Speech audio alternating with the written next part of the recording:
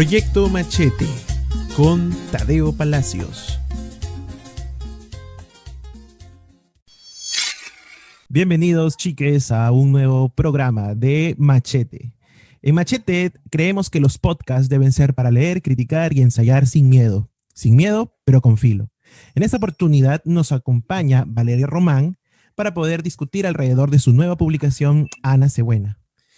Como saben, Valeria no es nueva en estas lides y nos alegra mucho que con ella podamos empezar a sepultar a las viejas glorias y sobre todo a la idea de la solemnidad dentro de la literatura. La literatura no es solemne, la literatura es furia cuando menos. ¿O qué opinas, Valeria? Wow, qué gran introducción esa la que me has puesto. En primer lugar, antes que nada, primero que todo, buenas noches. Bueno, buenas noches. Muchas gracias por la invitación, por el interés de conversar, ¿no? Creo que estos tiempos, entre varias cosas que nos han enseñado, que nos están diciendo, entre su texto hay que sentarnos a conversar, ¿no? Hay muchas cosas sobre las que tenemos que conversar. Entonces, nada, en primer lugar, sí, agradecerte por la invitación y, bueno, ya yendo a tu pregunta, pues sabes que, o sea, esta pregunta sobre la función de la literatura es sumamente amplia, podría responderla de varias formas, pero creo que el momento que estamos viviendo particularmente, o sea, sí nos invita a pensar en una respuesta que ponga la literatura, creo que un poco, ¿cómo se diría? Funcional a la necesidad de hacer, ¿no? Como un poco instrumental hacia otras cosas que no necesariamente están dentro de la escritura, del proceso de escritura, o de, no sé, de la tradición, y etcétera, etcétera, ¿no? Y me refiero específicamente a estos momentos de rigidez política donde yo me pregunto qué cosas está escribiendo a partir de esta urgencia que vemos todos de un montón de transformaciones, al mismo tiempo un momento de muchas oportunidades y al mismo tiempo un momento muy jodido, o sea, un momento donde la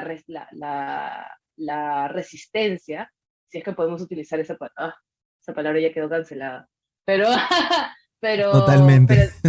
pero totalmente cancelada. Yo no puedo decir resistencia, ¿qué cosa puedo decir ahora? Maldita sea Keiko Fujimori. Quizá uno de los peores lastres es cuando se Me ha apoderan del quitado lenguaje. absolutamente todo, me ha quitado absolutamente todo esa mujer, pero de alguna manera u otra, ¿qué cosas está escribiendo? O sea, digamos que este es un momento también de necesidad de resistir frente a una serie de poderes y de cosas que estamos viendo, de un despliegue descomunal de ese racismo y ese clasismo y toda esta mierda que hemos estado viendo en estos días. Es decir, creo que mi respuesta es cómo no pensar en la urgencia y la función de la literatura frente a estas últimas 3 semanas que han pasado, o más de 3 semanas. Vamos a hablar de un proceso de meses, ¿no? En donde todo lo que escribo y todo lo que me sale es pura consigna, porque nada se puede despegar de mi cabeza y por tanto, o sea, nada de eso se puede despegar de mi cabeza y por tanto nada de eso se puede despegar de las cosas que uno dice, tengo que escribir.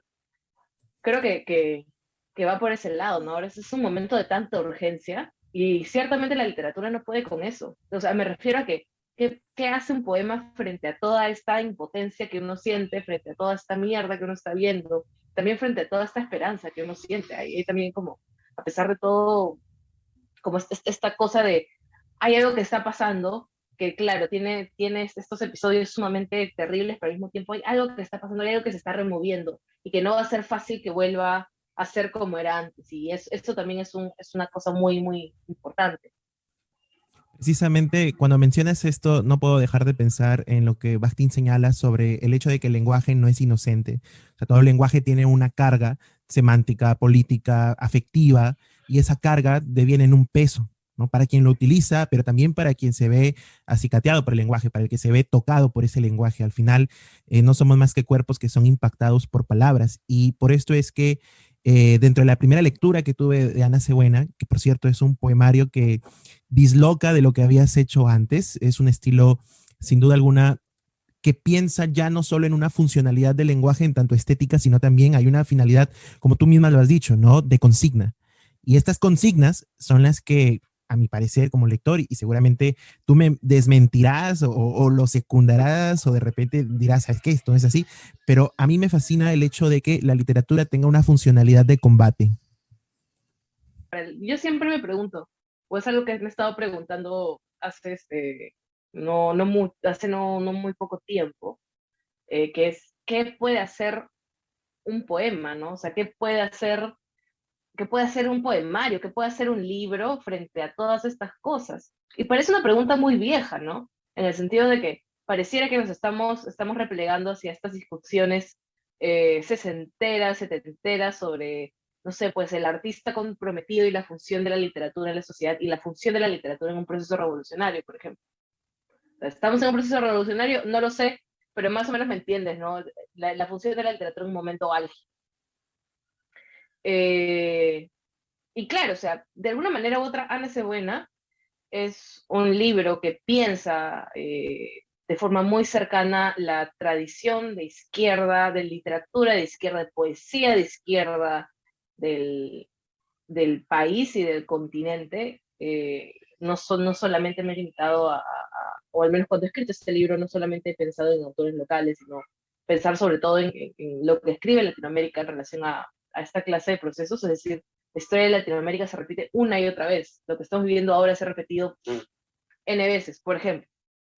Eh, y de alguna manera u otra me interesaba mucho la literatura panfletaria, aquello el panfleto, por ejemplo, la forma panfleto.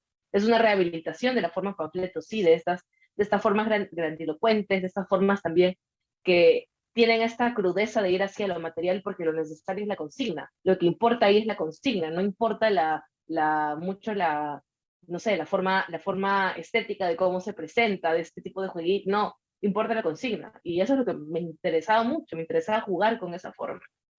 Um, pero de ahí a que toda literatura tiene que ser de combate. O sea, yo hago esta diferenciación porque creo que hay una afirmación muy popular que particularmente no me gusta, que es, por ejemplo, la poesía es resistencia.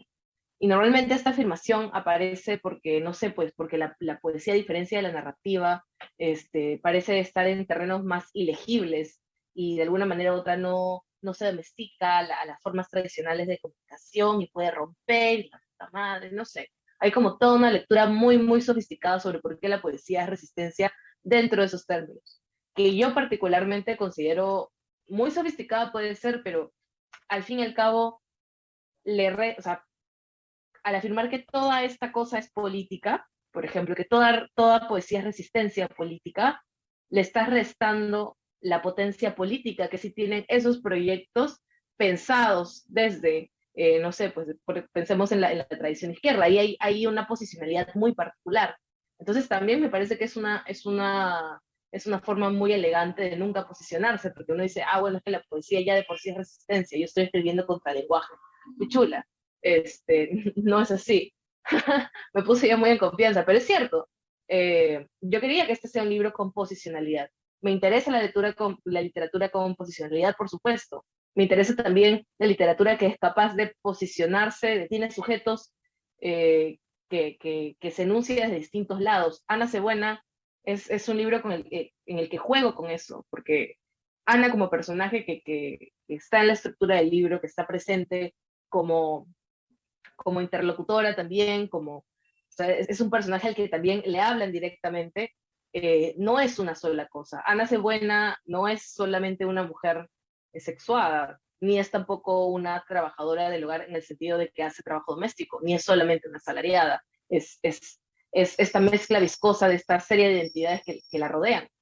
Y hay esas contradicciones y hay esas tensiones materiales y me interesa eso de la literatura, me interesa ese tipo ahora mismo me interesa ese tipo de literatura, que toda la literatura que sea así sea valiosa o la que no está dentro de esos márgenes, la que no se puede leer dentro de esos márgenes, también es valiosa, solamente que creo que en estos momentos hay una carga distinta cuando nos acercamos a estos objetos, porque nos hablan de urgencia. Y creo que una pregunta muy importante y al mismo tiempo poco abordada es la urgencia del momento, es decir, ¿qué se escribe con urgencia en este momento? ¿Cuál es la urgencia? ¿Cuál es la urgencia de la época, por así decirlo? ¿Cuál es la escritura de la época? Muchas veces cuando se hace esa pregunta, o sea, en los términos de qué sucede con la nueva escritura, al fin y al cabo las discusiones que se han dado alrededor no son discusiones sobre la nueva literatura, son discusiones sobre cómo se posicionan los autores dentro de un mercado, ¿no? Es una pregunta que muchas veces está formulada en códigos generacionales, para ser respondidas en códigos generacionales, y uno nunca sale de ese loop. O sea, si te estás preguntando por qué autores están apareciendo y cómo se posicionan en el mercado, estás preguntando sobre, no sé, pues sobre la formación de un autor como figura pública, no como, o sea, no es una pregunta por la escritura. Entonces, ese tipo de diferenciaciones también son importantes porque tienes una pregunta que es sumamente grande. Yo no podría responderla, voy avisando, no voy a poder responderla, pero a lo que voy es que es una pregunta que está sumamente desatendida y siento que de alguna manera u otra está pasando por otras discusiones que se dan en otras claves, que nunca la van a satisfacer, como decía, ¿no? La pregunta sobre cómo se posicionan los autores, ¿no? ¿Qué clase de visibilidad tienen, por ejemplo? Pienso mucho en las discusiones sobre la nueva poesía cuando se dio este artículo famoso, Los sentimentalitos versus el mundo. O sea, las discusiones que se dieron alrededor de este artículo no eran una pregunta por la nueva poesía, era una disputa por quién se posicionaba mejor y quién podía afirmarse como nosotros somos lo nuevo. O sea, si nosotros retrocedemos, y no digo esto porque la editorial que publica Ana Cebuena también es la que publica este compilado. O sea, no estoy haciendo cherry, pero sí lo estoy haciendo, porque igual es un buen trabajo de archivo. Por ejemplo, tenemos esta edición similar que sacó el taller editorial La Balanza, gran editorial,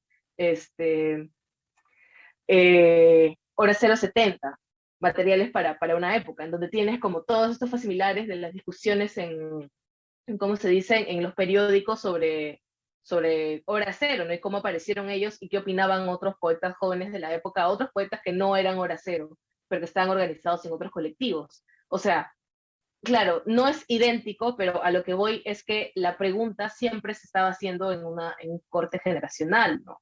Es decir, ¿quiénes son los nuevos que están apareciendo? Pero no necesariamente era una pregunta por la escritura.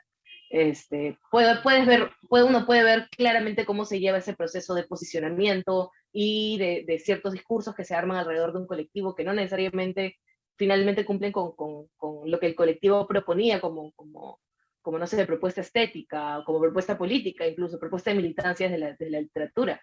Pero ahí están esos procesos, ahora los vemos de forma distinta. La pregunta por la escritura, la urgencia de la escritura, ya es otra cosa que creo que me parece que se hacen otros códigos. ¿Cuáles son? No sé, ahí hay infinidad de respuestas, ¿no? Algunos dicen que es un tema de la crítica. Bueno, hablar de crítica ahora también es una cosa muy complicada, porque habría que pensar cuál es esa nueva crítica, ¿no? ¿Quiénes están haciendo crítica? ¿Cuál es el peso de la crítica también? ¿En qué espacios se desarrollan? Antes era el periódico, la prensa escrita. La prensa escrita ahora no tiene esa misma, o sea, no tiene esa centralidad dentro del espacio público que tenía anteriormente. Los escritores, los poetas tampoco.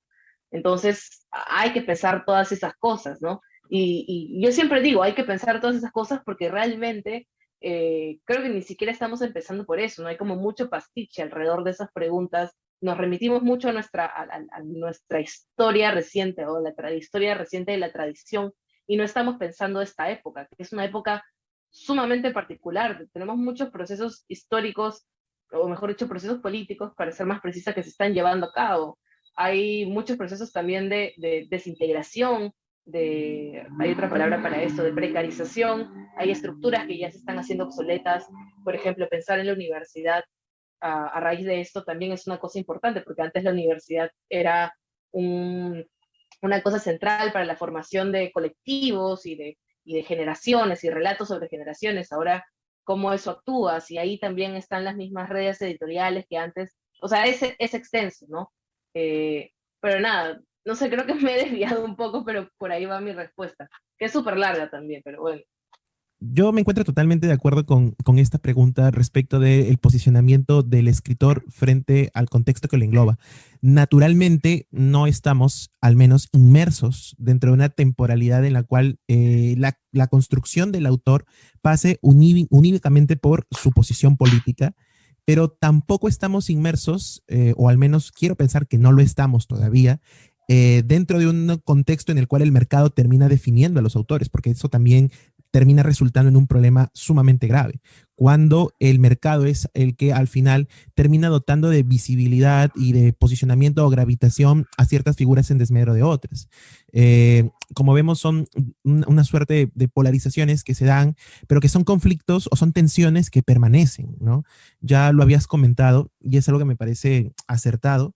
Si bien es cierto, la literatura no debe o no debería per se tener una finalidad en esencia política, ¿no? Y porque evidentemente hay espacios, ya hay proyectos, ya hay iniciativas que tienen un propio fuero organizativo, popular, universitario, estudiantil, partidario, que ya tratan de suplir esas demandas ciudadanas o demandas populares. La literatura no está obligada a, pero el hecho de no estar obligada a hacerlo también abre una posibilidad, ¿no? Y creo que a través de la escritura, ya sea de consigna o ya sea a través de tratar de formular ideas fuerza, me parece que es una forma de poder contribuir a un momento, ¿no? Yo creo que estamos en un momentum en este instante, ¿no? Dentro del Perú, por la crisis política en la que estamos, la debacle de la política institucionalizada, ¿no? Delincuencial, filibustera, bucanera, como quieras llamarle. Pero ciertamente hemos visto que en este tipo de contextos álgidos, aun cuando el autor no lo quiera, la literatura termina politizándose, ¿no? Y no tanto por el contenido, que sí es un ingrediente, pero también es por la forma en cómo lo lee quien al final recaba o llega a sus manos el escrito, ¿no?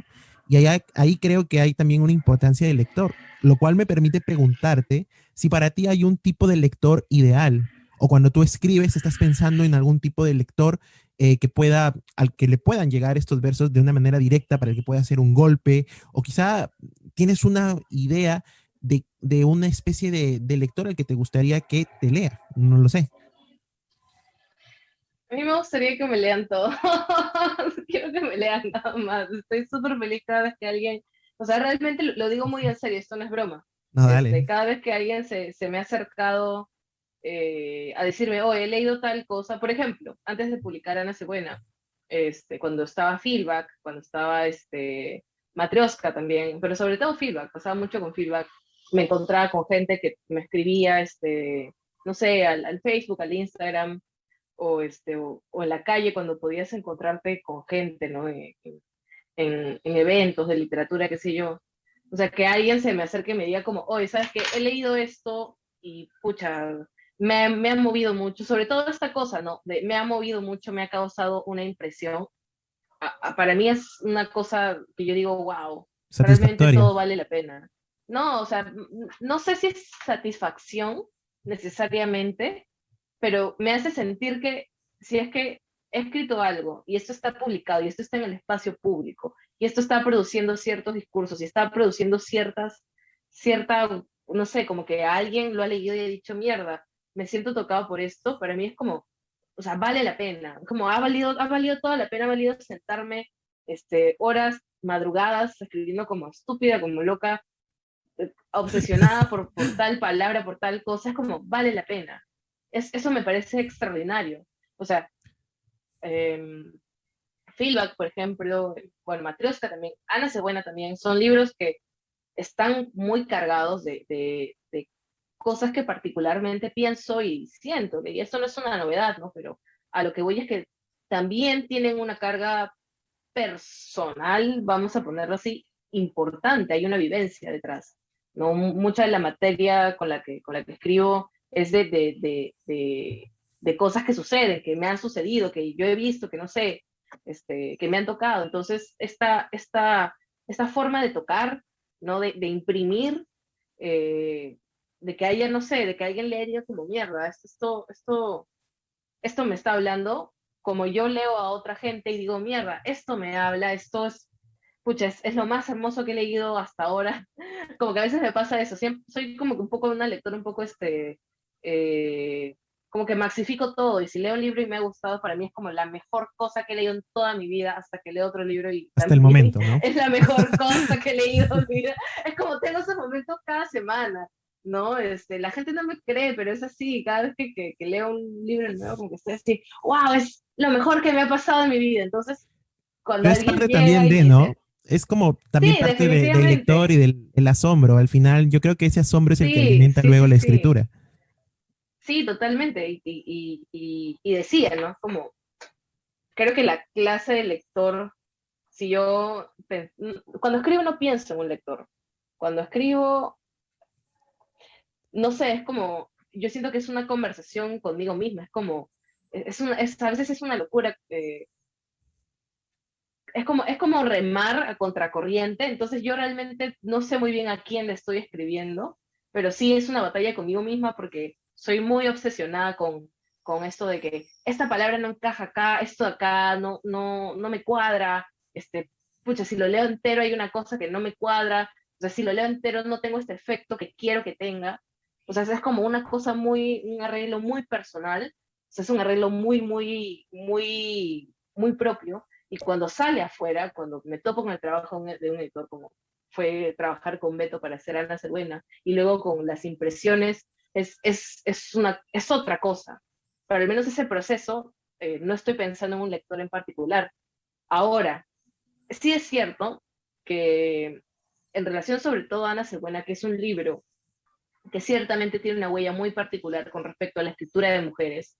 O sea, es evidente que hay asuntos, o sea, el asunto del trabajo doméstico, por ejemplo, eh, sobre todo el trabajo doméstico, y también las referencias que hay en relación a otras autoras que están ahí, varias autoras que he leído en ese momento cuando estuve escribiendo. Me interesa mucho la impresión que tengan otras mujeres con respecto a este libro en particular. O sea, eso me interesa escucharlo, por ejemplo. Me interesa eh, cuando, no sé, alguna persona que ha leído el libro, alguna mujer que ha leído el libro, alguna compañera que ha leído el libro y me ha dicho como, oye, ¿sabes qué? Esta weá acá como me ha tincado mucho porque, ¿sabes qué? Es algo que he estado pensando, es algo que me pasa también, no sé, cosas así.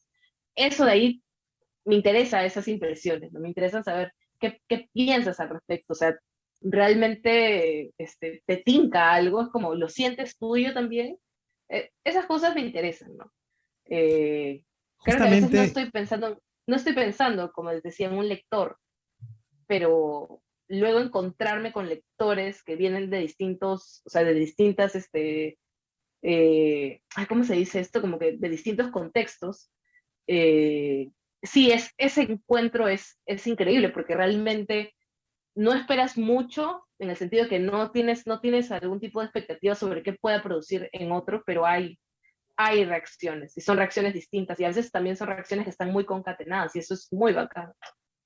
justamente ahora que mencionas esto, es bastante interesante porque cuando uno se encuentra frente a lo que quiere escribir, es un proceso largo, o cuando menos es un proceso que para el autor semeja largo, porque bien lo has dicho, ¿no? Uno escribe, le da mil vueltas a la cosa, después trata de ver la funcionalidad de la frase, trata de ver si esto funciona, si no, qué tipo de efecto va a causar. Podríamos decir, en todo caso, que este trabajo que hay en la escritura también es un trabajo que se corresponde a la crítica que en Ana Cebuena se hace con respecto al trabajo, porque el trabajo en Ana Cebuena está muy relacionado con el cuerpo.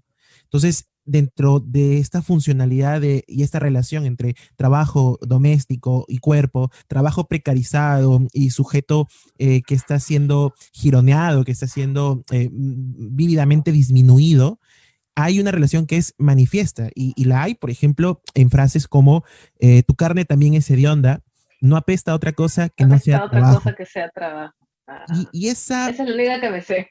ah, esto es brutal muchos sentidos, pero quisiera rescatar solamente uno y conversar un poco a partir de allí de esta revaloración o redignificación, podríamos mencionar el término ya que estamos, de un trabajo que ciertamente tiene momentos que son si no chocantes, cuando menos sí despiertan una sensación de repulsión y me gusta cómo se juega con esto. Por ejemplo, cuando Ana limpia los baños y sabe que estos baños van a ser luego ensuciados, pero hay un pequeño momento en el cual ella es dueña de esa suerte de limpieza o de ámbito impoluto y ella dice, este momento es para mí, ¿no? O cuando trata de, no sé, cocinar y sabe que va a cocinar 10,000 kilos de cebolla, de encebollado, para al final no alimentarse a ella misma, sino para alimentarse a otros, ¿no? Y hacerlo en diferente proporción. Son aspectos en los que uno muy pocas veces recala, ¿no? Y muy pocas veces lo hace precisamente porque el trabajo doméstico sigue siendo una suerte de tabú. O sea, aún hoy en nuestros días suelen verse avisos en el periódico solicitando un ayudante en casa, una empleada, alguien que realice labores domésticas que suenan muy a lo que pudiera haber sido producido en el siglo XIX. ¿No? Busco chica con cama adentro, ¿no? No Amante. cumplen beneficios sociales, no cumplen derechos laborales. Incluso recuerdo mucho esta columnista, no sé si tú también, estoy seguro que sí, que contaba una especie de crónica muy guachafa sobre lo que era vivir en el encierro, ¿no? En el COVID-19. Y esta chica, esta señora, me parece, comentaba, ¿no? Que quería tener a la chica ahí Ah, encerrada en su ok. casa, ¿no? Sí, sí, sí. ¿Recuerdas eso? Sí, claro. O sea, sí, por supuesto que sí. Hay el asunto, mira, la razón por la que escribí este libro, a ver, es que tengo que volver muy, muy atrás, No, dale, dale, pero tenemos este tiempo. libro yo lo escribí, sí, ¿no? Este libro yo lo escribí entre mayo y junio del año pasado, el 2020, o sea, como proyecto. El primer poema de ese libro en realidad viene de otro poema que escribí que nunca, o sea, nunca lo pensé como proyecto. Yo tengo esta huevada bien estúpida que, o sea, siempre hay veces en la que les digo a otros amigos que coincidentemente también se dedican a todo esto de hacer poesías, recitar poesías, este, o sea, les digo como, pucha, no, estoy en una sequía, estoy en una sequía creativa, no puedo escribir, pero mentira, siempre estoy escribiendo, pero el asunto es que cuando digo que no estoy escribiendo nada, es porque no estoy pensando en un proyecto de libro. O sea, no En algo estoy estructurado, dedicada a una estructura que tengo que armar y a la que tengo que dedicarme y correcto. brindarle devoción. Esa es la diferencia, ¿no? Entonces, si mis amigos me escuchan en este podcast, ya saben a lo que me refiero cuando digo realmente no estoy escribiendo nada, porque no, si estoy escribiendo solamente que no me sale el proyecto.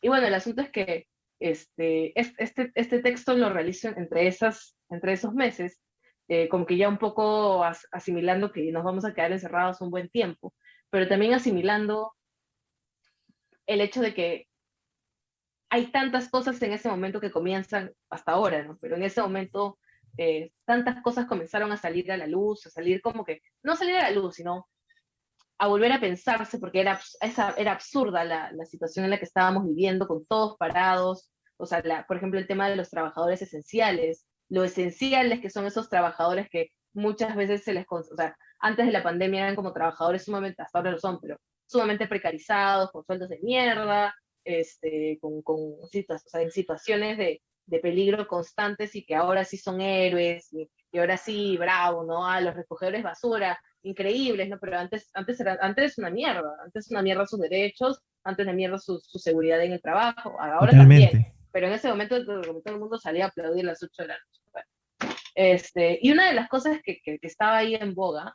o que al menos me parece importante que se pensó, y que es algo que desde la teoría feminista existe desde hace mucho tiempo, que es el asunto de la reproducción social y el trabajo doméstico, salarios también para el trabajo doméstico, que es como que una campaña bien particular donde famosísima Silvia Federici participó, era todo un movimiento, es todavía todo un movimiento, pero fue un movimiento sumamente fuerte entre el 70, si mal no recuerdo, 70 por ahí, en Estados Unidos, Europa también. Eh, entonces el asunto del trabajo doméstico, vimos como las cargas de trabajo doméstico que se dieron en los hogares, porque todo el mundo estaba en casa y aparte había un trabajo extra por toda la limpieza que se tenía que hacer en las casas, o sea, se vio disparado. Y es un trabajo que nunca ha sido, o sea, que no está remunerado. O sea, tenemos por un lado a las trabajadoras domésticas que viven sumamente precarizadas, o sea, con contratos inexistentes y algunas en situaciones de esclavitud, y que encima hay como esta gente que cree que, no sé, pues que porque hace ese tipo de trabajos, ¿no? Como porque limpias la casa, entonces te tienen que dar un sueldo de mierda y te aguantas porque te aguantas. Y por otro lado también está este trabajo doméstico que hacen las mujeres que son cuidadoras, pueden ser madres, pueden ser abuelas, pueden ser hijas, hermanas, etcétera, que son cuidadoras y normalmente son mujeres y que no está en lo absoluto remunerado. O sea, no se le considera trabajo en el sentido tradicional, lo que percibe un salario. Y ciertamente si estamos en una clase de economía del sistema, una de las cosas que es importante es la dominación sobre el salario, pero también sobre la falta de salario. Y ese es un tipo de dominación que se sirve particularmente de este trabajo no remunerado de las mujeres, eh, que termina siendo justificado pues por este asunto del amor materno y el amor que implica los cuidados y que no hay que ensuciarlo con la cochina plata que es el salario, ¿no? Que se puede, ¿cómo se dice? Se puede, no sé, Trivializar. no trivializar, sino hay una palabra más fuerte, ¿no? Que es como se puede pervertir, porque el hacer trabajo doméstico es un asunto de amor. Por eso la frase, los actos de amor tienen efectos materiales.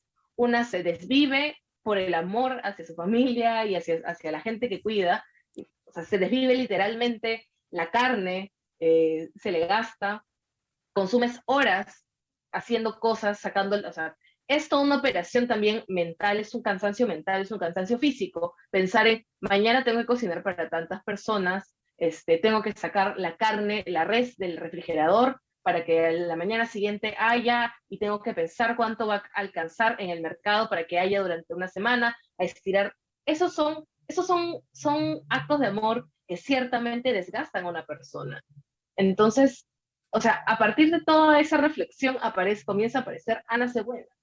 Eh, a partir de este cansancio también, no sé, como, no sé por qué en ese momento, no tengo una respuesta así bien concreta, pero en ese momento eso me habló mucho. O sea, ciertamente a mí me interesa mucho la teoría feminista ya como, como, como estudiosa de la filosofía y qué sé yo, eso es algo que me interesa teóricamente, pero al mismo tiempo creo que poetizado, o al menos en nuestra tradición local que se haya escrito al respecto, creo que de eso no está muy presente, o está presente pero de maneras bien dislocadas, bien particulares.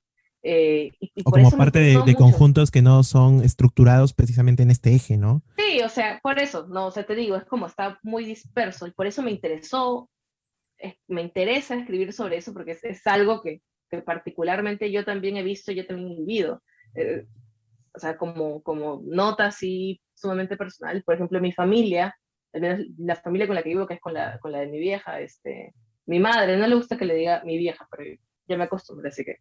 Pero digamos, la familia de mi vieja son todas mujeres, son todas dedicadas al cuidado, o sea, tengo por ahí esta memoria de que yo he crecido básicamente con mi abuela en la cocina, o sea, mi crianza y todo lo que sé es porque he estado al costado de ella en la cocina, haciendo labores de la cocina.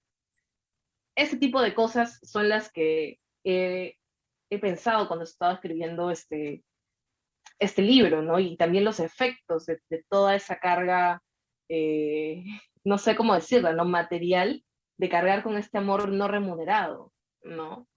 No lo sé, o sea, por ahí va el asunto.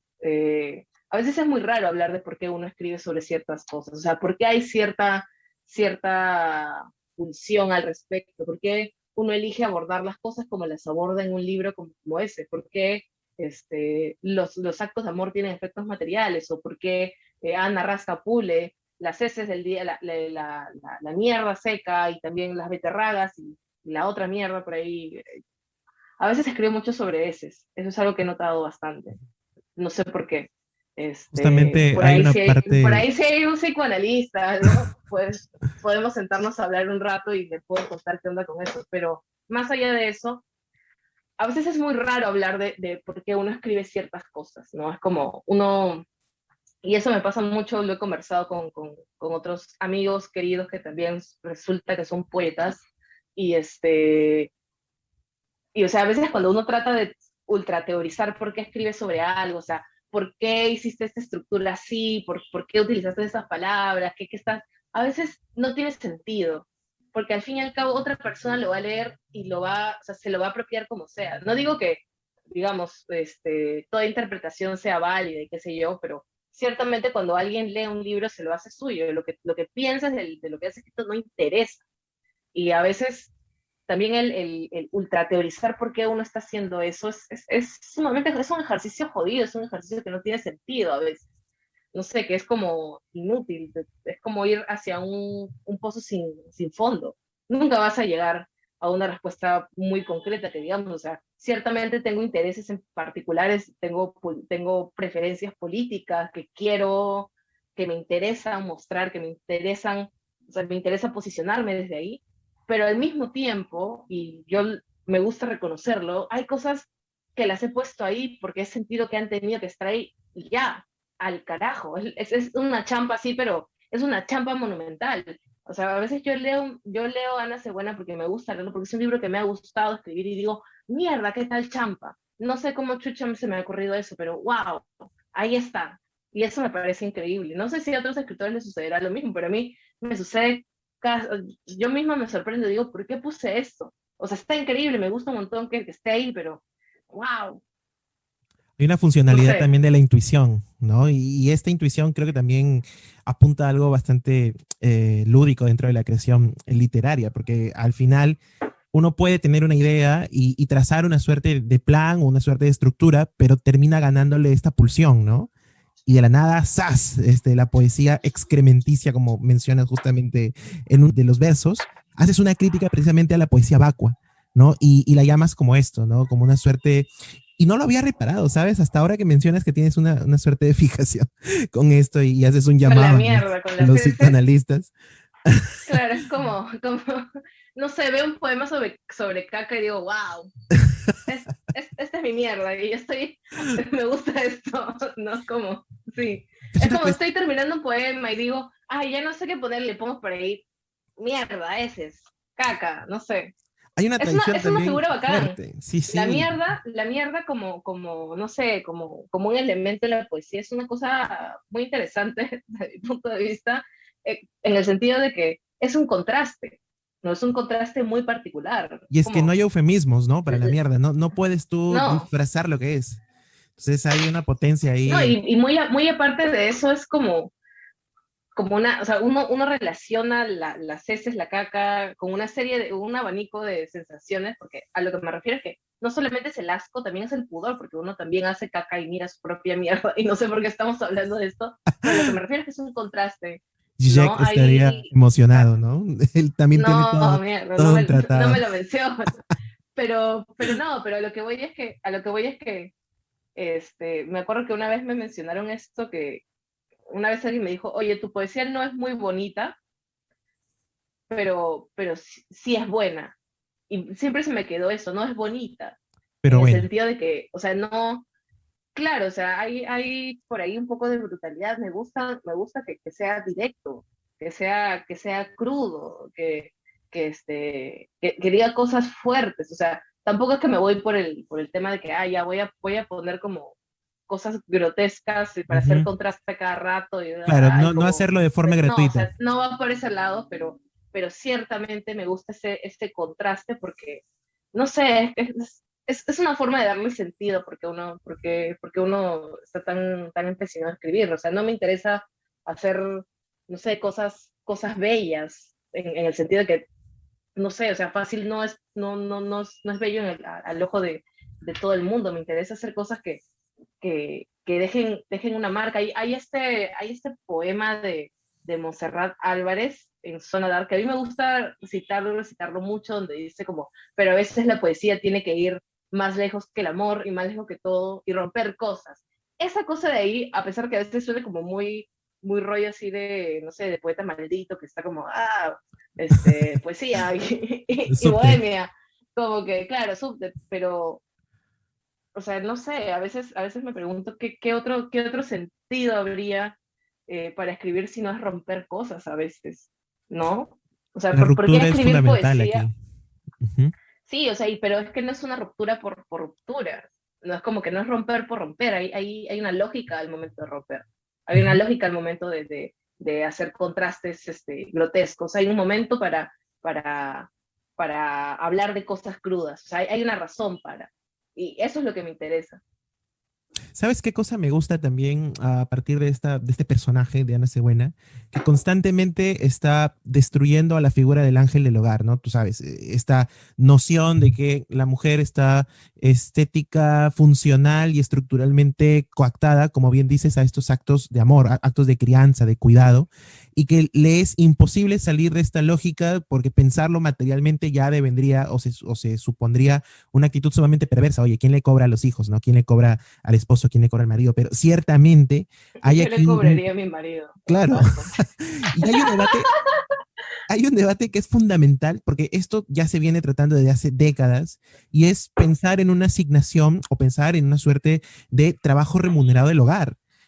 No es algo que sea nuevo, Claro, pero estoy seguro que si alguien lo plantea aquí desde una moción del Congreso y tal, de chavista para abajo no lo bajan, porque lamentablemente para la derecha peruana, toda acción de indemnizar, de brindar algún apoyo económico, de brindar algún tema de retribución por un trabajo justo, termina siendo poco menos que stalinista, ¿no? Entonces, me parece que pones el dedo en la herida respecto de esta funcionalidad de asumir que la mujer y sobre todo la trabajadora doméstica o en su defecto las mujeres cuidadoras tienen que hacerlo porque es una función que nadie más quiere hacer, ¿no? Y convenientemente la sociedad las empuja o las encasilla dentro de este rol, ¿no? Y es algo que me parece que es necesario cuestionarse, no una ni dos veces, sino constantemente, porque, vamos, tú lo has dicho, ¿no? Al menos nuestra generación y la de nuestros padres y la de sus padres crecieron dentro de una formación sentimental y familiar que estaba muy ligada a ver a la mujer como un sujeto doméstico, cuando no un sujeto de cuidado. Y si escapaban a esa ruptura, digamos, esa funcionalidad de sujeto doméstico, era muy breve, porque si bien es cierto, la madre trabaja fuera, luego ella es la que tiene que preocuparse, por ejemplo, en el caso de los hijos, cuando se enferman. Hay una función bastante perversa también en orillar y en encasillar al sujeto como tal solamente para que viva en función de, ¿no? Preocuparse por los demás. Entonces, lo que me gusta de Ana Cebuena es precisamente eso, ¿no? Que es alguien que se encuentra dentro de este rol, pero que comienza a incomodarle, ¿no? Comienza a joderle, comienza de alguna forma a ver, a resquebrajar para poder encontrar una luz detrás de eso. claro, es una insatisfacción constante, ¿no? Pero, o sea, claro, el libro está lleno de insatisfacción. ¿Qué te puedo? O sea, yo estoy sumamente llena de insatisfacción con ese tipo de cuestiones, sobre todo porque, o sea, y pienso mucho, ya me estoy yendo por otro lado, pero no importa, pienso mucho en el contexto en el que se da toda esta campaña de salarios para el trabajo doméstico. Hay varios textos de Federici y también de intelectuales de la época que estaban metidas en el asunto de salarios para el trabajo doméstico, donde tenían esta mecha con la gente de, o sea, que incluso con gente de izquierda, Uh -huh. ¿no? Con una izquierda como que más, no sé si llamarle tradicional, pero que, por ejemplo, unos marxistas ortodoxos que no consideran el trabajo doméstico Como como trabajo. trabajo porque es un porque no produce valor, ¿no? O sea, en ese nivel, ¿no? O sea, en ese nivel de discusión estaba como moviéndose el asunto, ¿no? Incluso entre marxistas, etcétera. Este, y ciertamente lo que me gustaba mucho de estas discusiones es que una cosa que siempre señalaban era que, uno, el trabajo doméstico está configurado de tal manera para que nadie desee hacerlo. O sea, si se habla de liberación de mujeres, siempre se decía en relación al mercado. Es decir, ah, ya, está bien. La mujer es libre cuando sale a chambear en el mercado y tiene un salario y ya. O sea, digamos, el asunto de la libertad y la autonomía está centrada en el mercado si es que tú tienes un salario, por un lado. Por otro lado, o sea, el poner un trabajo tan esencial como el trabajo doméstico, el trabajo de reproducción social, como un trabajo indeseado, por un lado, pero también justificado desde el amor maternal y qué sé yo.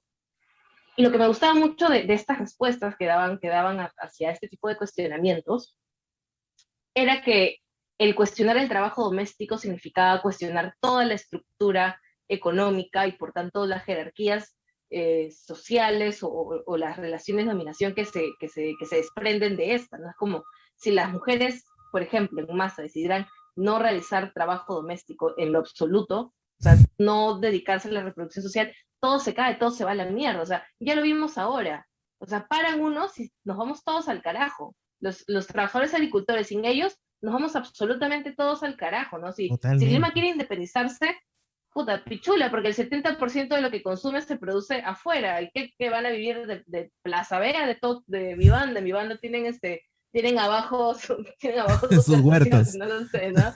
Claro, tienen abajo sus huertos, ¿no? hidropónicos, ¿no? Así, Y todo así el son, asunto. claro. O sea, a eso me refiero. Entonces, de alguna manera u otra, o sea, también por eso elijo abordar este asunto, porque hay mucha gente que piensa que es como una reivindicación muy particular, es como, ah, es una cosa muy de mujeres, ¿no? Pero no Como, lo por ejemplo, es. hay gente que dice, bueno, el aborto es una cosa muy de mujeres, no es como, ah, Es como, ya que se ocupen ellas, todo bien, pero no, no solamente es un asunto de mujeres porque involucra toda una cadena, toda una forma en la que nosotros organizamos nuestra propia vida.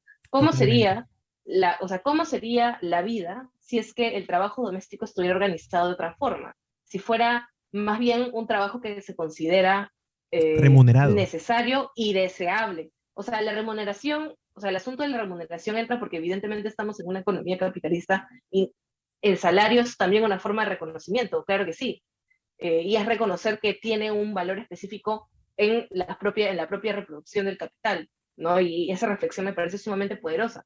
Pero más allá de eso, o sea, si nos pusiéramos a pensar cómo sería la vida si es que el trabajo doméstico, es decir, el trabajo de reproducción social, como una sociedad subsiste y se reproduce constantemente, fuera pensado desde otra forma. O sea, ¿cómo sería si esto realmente para muchos sea deseable, si para esto sea como una cosa que no está atada a otro tipo de determinaciones que sí son opresivas?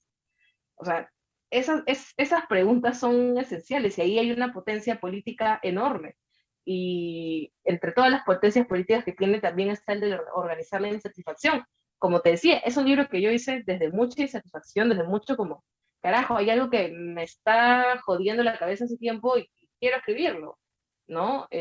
Por eso es que también hice un libro, o sea, por eso es que yo digo, me encantó escribir este libro, que no sé, a veces siento que es como un poco narcisista de mi parte, pero ¿qué importa? Este, o sea, tengo un libro como Feedback, tengo un libro como Matrioska, de alguna manera u otra por ahí que hablan sobre el cuerpo, y bueno, Matrioska también es un libro que está como muy particularmente ligado a las relaciones madre-hija, familiares, tiene ahí todo su rollo, no sé, habla sobre muchas cosas, sobre el cuerpo y la violencia, pero es gracioso porque, por ejemplo, cuando hablaba con alguien y que me conoce un poco más de cerca, o no sé, por ejemplo, por ahí me hacían entrevistas y para mí era este momento de disonancia terrible, cuando me hablaban de mi poesía, que me decían, sí, que es como que súper del cuerpo y intimista y como que muy... Y la pregunta siguiente era sobre, no sé, pues, tú has sido dirigente de San Marcos, ¿qué onda con eso? O sea, y sentí una disonancia horrible porque tenía como que toda esta carga de que, sí, la poesía Valeria Román, como muy intimista, como muy, y por otro lado tenía esta otra cosa, que es, tú has sido dirigente y has tenido estas opiniones, has tenido estas participaciones en el espacio público como dirigente y también como que tienes estas opiniones y como que parece que no hay una línea, como que no es lineal esa huevada, como que no tiene ninguna relación con la otra. Y Entonces, Ana o sea, Cebuena esa entraría mierda ahí me como molestaba un como montón. una especie de puente, como una Sí, especie de por nexo, supuesto, un por catalizador en todo supuesto. caso. Sí, por supuesto. O sea, hace tiempo que quería escribir un libro así, no sé si tú lo has leído, Ujú, pero hay este libro que se llama Procesos Autónomos de Manuel ujú. Fernández, que salió en Sí, el dale, 2016 con estruendo mudo, me que parece. yo lo amo. O sea, a Manuel yo le tengo mucho aprecio, es mi causa, creo que es mi causa, ojalá. Sí, es mi causa, pero más allá de que sea mi amigo, que lo estimo mucho, este, o sea, Procesos Autónomos, aunque sea un libro como muy reciente, a mí me marcó mucho leerlo porque dije, mierda, esta es la escritura que me gustaría hacer. O sea, esta es la cosa que me gustaría hacer con esta carga, con esta no sé, con este contexto que tengo de militancia de izquierda en universidad pública, Con toda esa aura, es ¿no? algo que me gustaría hacer. O sea, sí, y a mí me jodía que no esté en mi poesía, y me jodía que no encontraba la manera de ponerlo ahí. O sea, tú no sabes la cantidad de borradores que tengo he tratado de hacer como, he experimentado un huevo con estas cosas y todo no me gustaba y todo para mí era como muy panfletario o era muy panfletario, o era como muy simplón, o no sé, o sea, no me satisfacía porque no encontraba esa cosa. Y ahora, no sé, el hacer este libro ya como proyecto para mí fue como, mierda, lo pude hacer, ¿no? Es como, me siento un poco más satisfecha porque el poco espacio que de alguna manera u otra, no sé si, no sé si decirlo así como suena un poco raro, pero el poco espacio que tengo de visibilidad, porque no es que los poetas seamos personas muy importantes, pero, pero el poco espacio de visibilidad que tengo en algún medio o en algún lado donde se habla sobre lo que escribo, o sea, se puede llenar con estas preocupaciones. Hay un llamado, hay un posicionamiento explícito. Y una plataforma No también, sé, además. sí, claro, o sea, de plataforma, de todo, y eso me ha importado mucho, por eso me ha gustado un montón escribir este libro. Es como, por fin he podido poner, por fin he sentido que me he podido posicionar de una manera distinta a la que he hecho anteriormente. O sea, puedo decir algo, puedo pronunciarme sobre algo, pero otra cosa es escribir un libro al respecto y que haya una conversación al respecto. No es o sea, no es porque lo quiera traer acá a la mesa, nada, no es que lo quiera mencionar, porque bueno, pero por ejemplo pienso mucho en esta reseña que salió en Luces del señor Irigoyen, Ujú. que me sorprendió mucho porque yo pensé que ya estaba totalmente vetada para él, Cancelada. pero cancelada, funadísima. O sea, y sí, yo decía como, bueno, verla me sorprendió, yo ni siquiera me enteré, o sea, me enteré por otras personas, que por ahí que me pasaron la voz, pero, o sea, por ejemplo, no sé, el título de su reseña era Nuevo Canto Proletario, una cosa así que vi cuando lo dije como, mierda, ¿qué fue acá? ¿Qué pasó?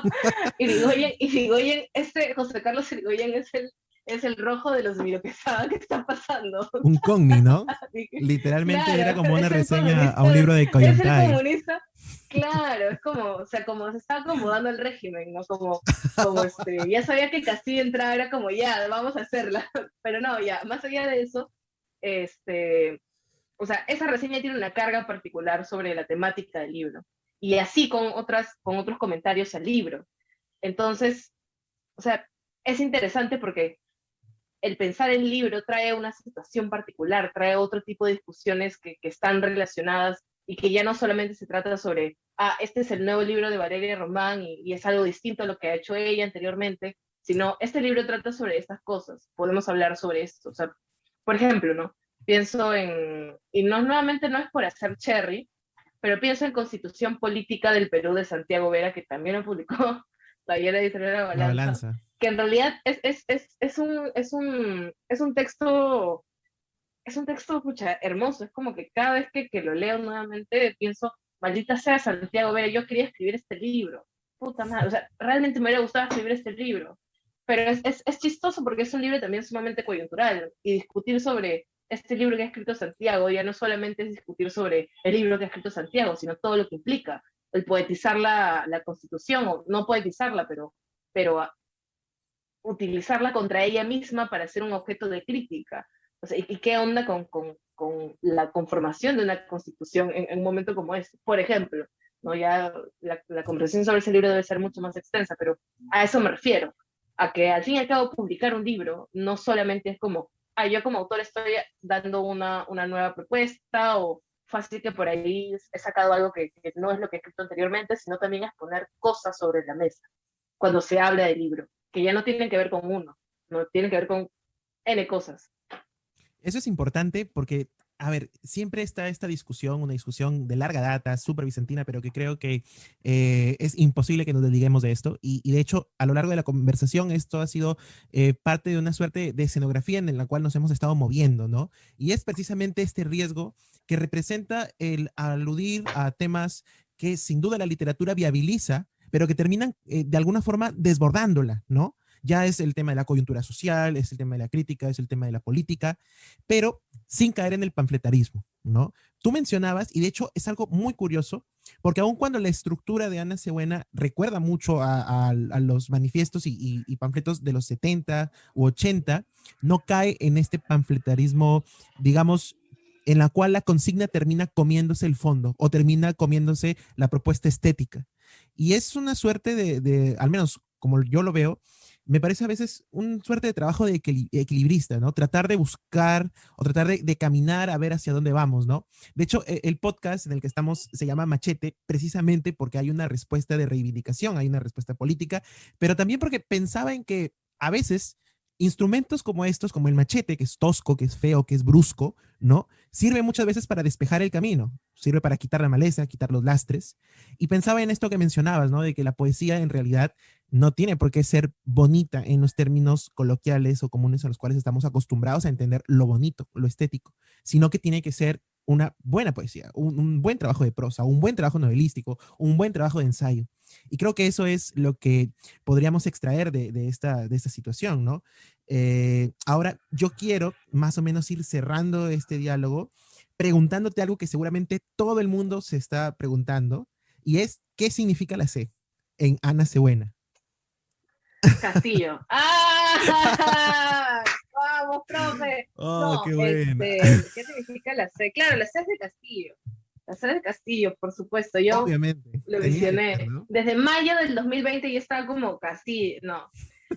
Pero ya, o sea, en verdad a mí me gusta mucho la C en el sentido de que siempre juego con eso, me gusta cambiarle de nombre, Ana Carlota, no sé, por Ana ahí. Carolina. Pero, o sea, ya yendo al título, Ujú, que en realidad el título me vino así como caído del cielo.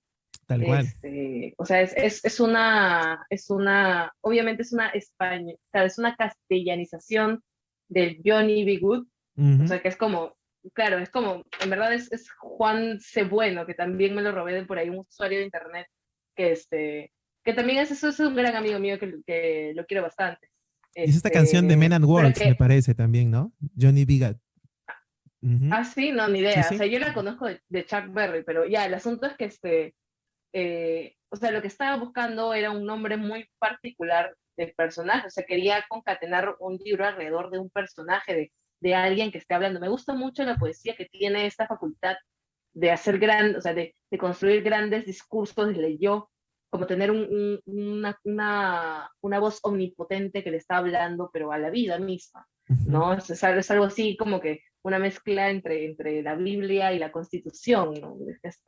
Esta cosa casi fundacional o mesiánica, me gusta mucho. Entonces quería agarrar un personaje para irme por esa onda. Y a partir de este personaje ir Claro, construyendo el propio camino del mismo, ¿no? claro, Ana Cebuena, o sea, Ana es un nombre común de mujer, es como, piensas un nombre de mujer, Ana, o no sé, por ahí María, pero Ana es como un nombre sumamente simple y es corto, es rápido.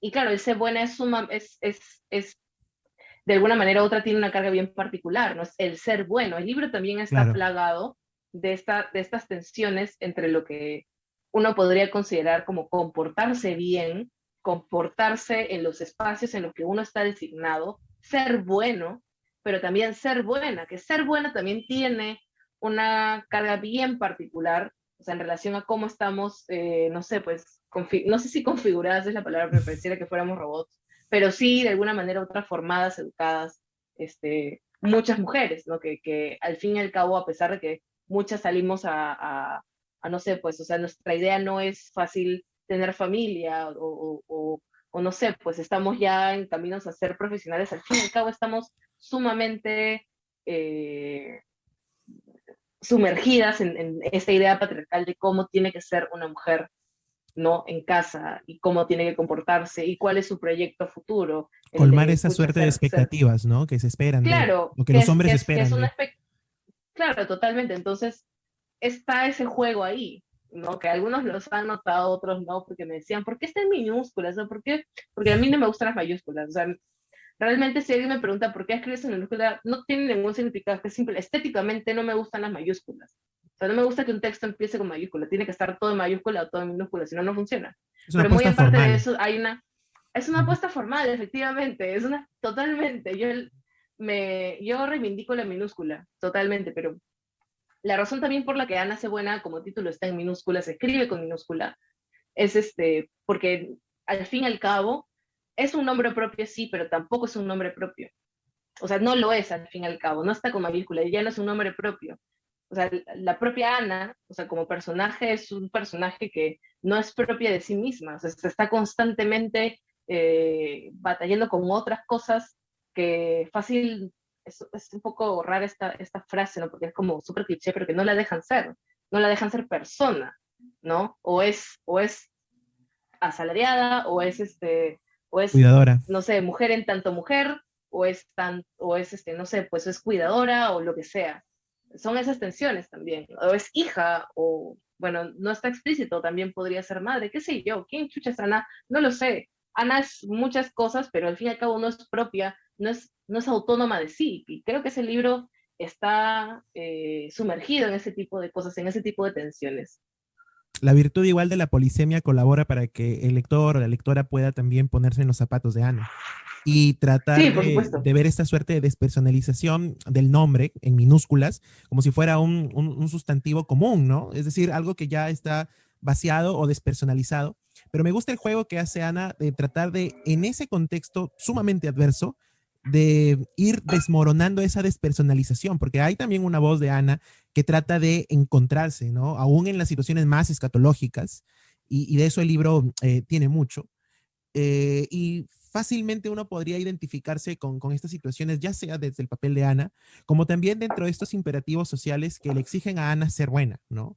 Y que en gran cuenta son los mismos imperativos, quizá en mayor o menor medida, que a las peruanas se les exige o se trata de buscar. Me gusta mucho este rol, en todo caso, de una literatura que dialoga, ¿no? Es una literatura que interpela. Creo que al final estamos de acuerdo en que el rol o uno de los tantos roles que la literatura posee también yace en la interpelación. Si la literatura se queda quieta, entonces es bastante difícil que puedan surgir estos diálogos. En ese sentido, yo, Valeria, te agradezco mucho por haber sido la primera invitada de Machete. Yo espero que el programa continúe de larga data. La facultad del podcast es que permite eso, ¿no? Y sobre todo me alegra haber podido empezarlo con este pedazo de poema que es, bueno, con este pedazo de proyecto poético que es Ana Cebuena. Me fascinó en lo particular. Eh, Gracias. y nada, o sea, yo estoy seguro que es el primero, el segundo, el tercero, el cuarto de muchos hijos más, hijes más. Entonces, seguir solamente dándole, de verdad. Sí, bueno, ojalá la coyuntura nos permita sentarnos a pensar un par de cosas también. O sea, no sé, a veces siento que tantas cosas están pasando que es un poco complicado sentarse a pensar en literatura y en escritura y esas cosas. Es como, ahora todo lo que me sale es pura consigna, como te decía, pero no sé, al mismo tiempo digo, esta es una reflexión que se la robó a Teresa Cabrera de una conversación que tuvimos sobre otra cosa que en realidad no tenía nada que ver con esto. Pero digamos, estábamos en un momento de la crisis sanitaria bien fuerte, ¿no? Ujú, Acá, cuando, pucha, ya la segunda ola estaba arrasando con todo y habían por ahí algunas discusiones dentro del mundo de los poetas y las poetas. Eh, y no sé, o sea, a veces uno dice estas cosas son tan in- intrascendentales frente a estos grandes sucesos que están pasando ahora mismo, frente a estas como interpelaciones históricas, que no tiene mucho sentido hablar sobre esto, pero al mismo tiempo están pasando cosas tan fuertes y tan horribles que, o sea, no sé, o sea, ¿por qué no aferrarse un poco a esto también? No, o sea, están pasando tantas cosas que ¿por qué vamos a dejar ese, ese pequeño espacio, como esa pequeña cosa ahí que a veces sirve como alivio y a veces sirve como otras cosas que no tienen nada que ver con el alivio, sino con la furia, con la rabia, con la cólera, con la insatisfacción? O sea, ¿por qué dejarlos? ¿No? Y me quedo siempre con eso, ¿no?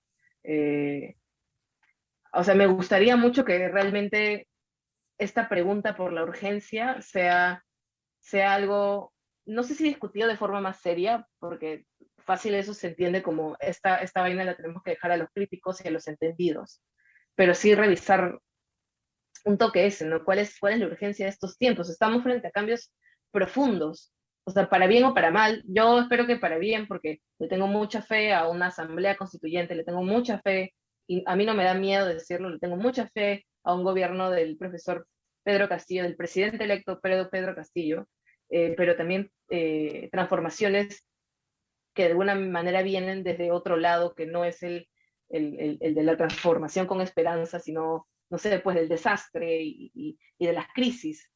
Y, no sé, a veces digo, hay que aferrarse a eso un poco para poder sobrevivir a estas cosas que nos están pasando, pero también a pensarlas desde otro lado, hacer algo, no sé, algo que sea un poco más útil, que valga un poco más la pena. A veces es raro hablar de esto, pero al fin y al cabo no es lo que todo el mundo quiere, o sea, no es lo que también los escritores queremos, hacer a que algo valga la pena, ¿no? Y en qué dimensiones es que algo vale la pena, ¿no? En qué dimensiones algo importa.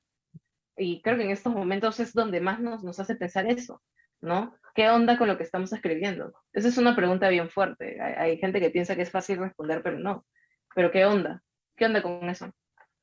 Y es sumamente necesario y urgente interpelarse y que evidentemente lo que Rama hablaba de la ciudad letrada, yo creo que igual los procesos de crisis traen situaciones de potencialidad de cambio y que estamos en un momento Claro, bisagra, ¿no? Sin duda alguna.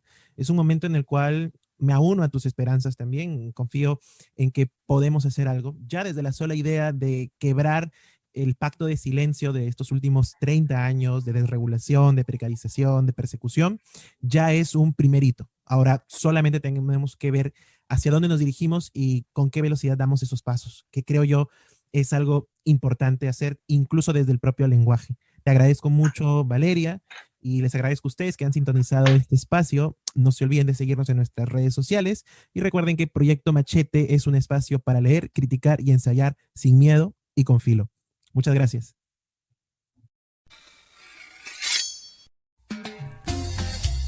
Proyecto Machete con Tadeo Palacios.